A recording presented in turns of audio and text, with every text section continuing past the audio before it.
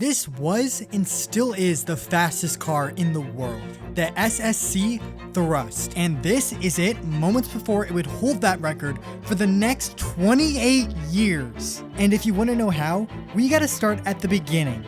Back in 1992, a small group of engineers from England started on the project with a super simple, totally understandable question. Can you make a supersonic car? Because years earlier, in the year 1983, a man by the name of Richard Noble, an English businessman, achieved a land speed record at the time of 633.4 miles per hour, done in his car named Thrust 2, a modified test platform using a single Rolls-Royce engine. So naturally, Noble asks, could we hit 700?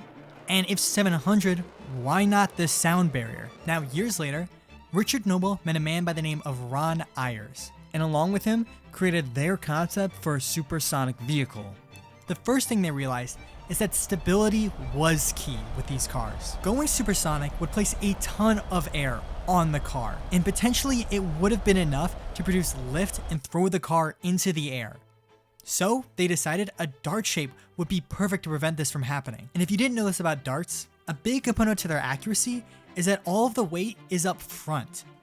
You've probably also noticed that they use 2 engines instead of 1.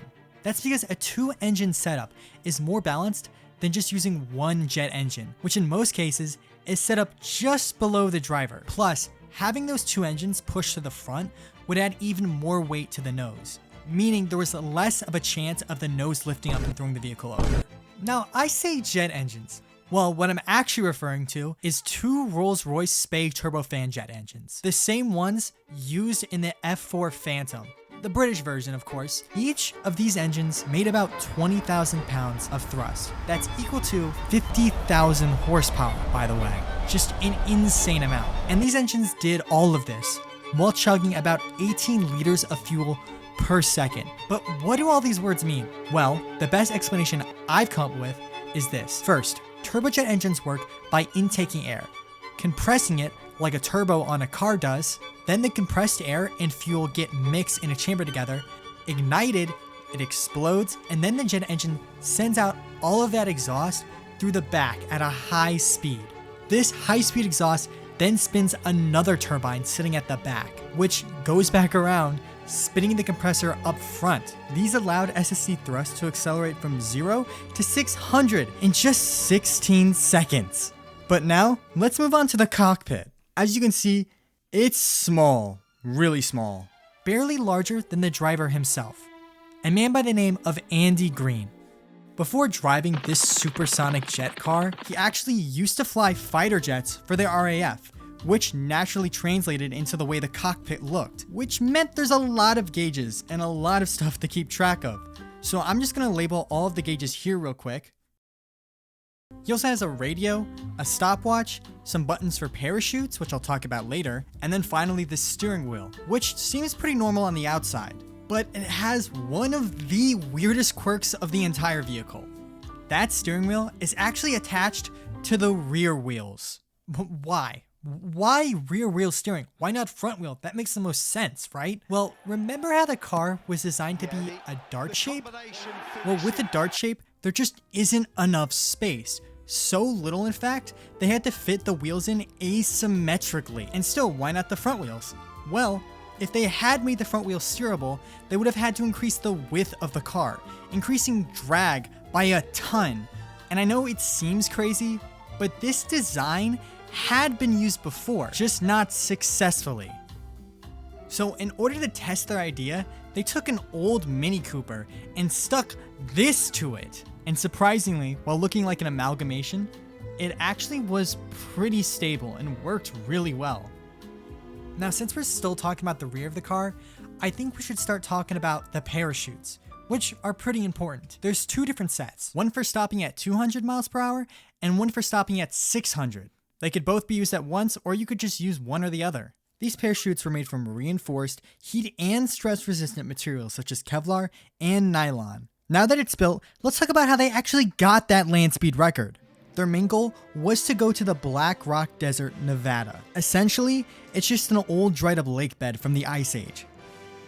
But before they could get to the Black Rock Desert, they first had to test their vehicle somewhere else, and they chose the Al Jafir Desert all the way over here in Jordan. And another thing besides testing that was super important about this trip is that they were trying to show their sponsors they were even capable of beating the record. And to do that, they wanted to hit at least 600 miles per hour. Because without sponsors, projects like this wouldn't be able to get past the prototyping phase. Now, in the Al Jafir Desert, two things happened. Number one, on the first day of them testing, they reached 140 miles per hour. But when they hit that number, their wheels started wobbling a lot, almost too much. So to solve that issue, they added steering dampers to absorb the wobbles from the wheels.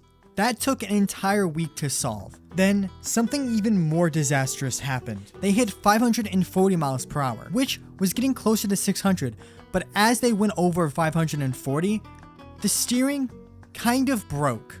Now, it wasn't the wheel that broke, but actually the entire rear suspension of the car.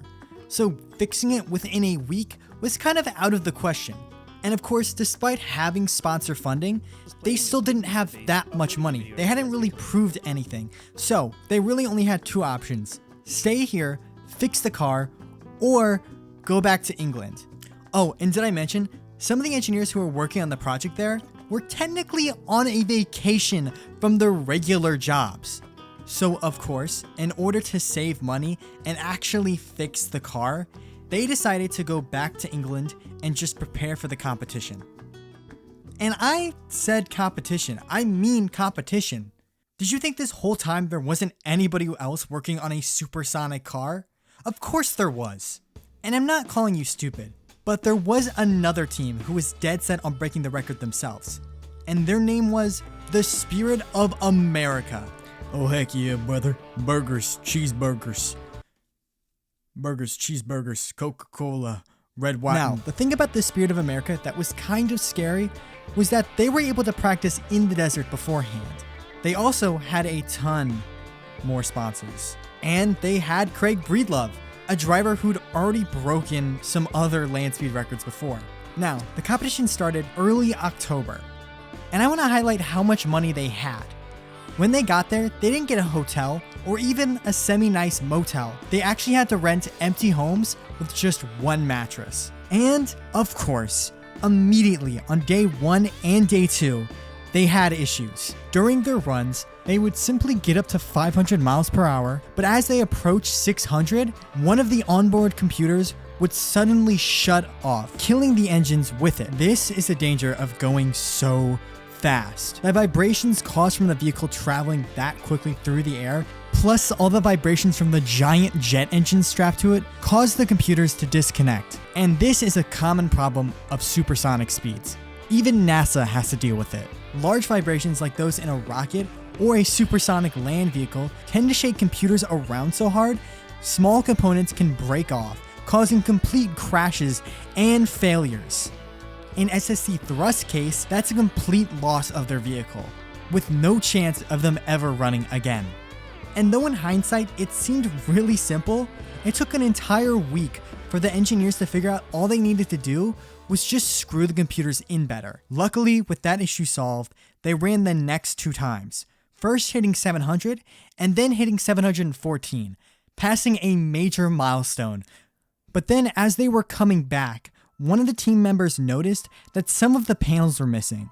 The rivets they'd used on the panels to put the car together were not nearly flat enough or strong enough to withstand the amount of force placed on the car.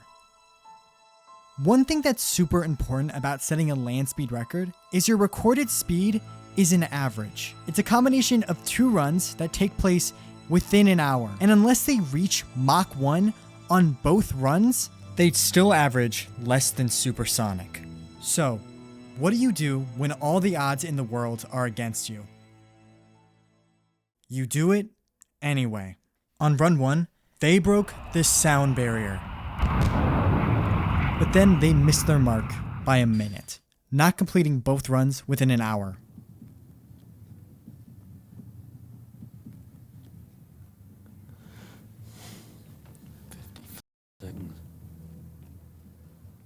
Then the next day.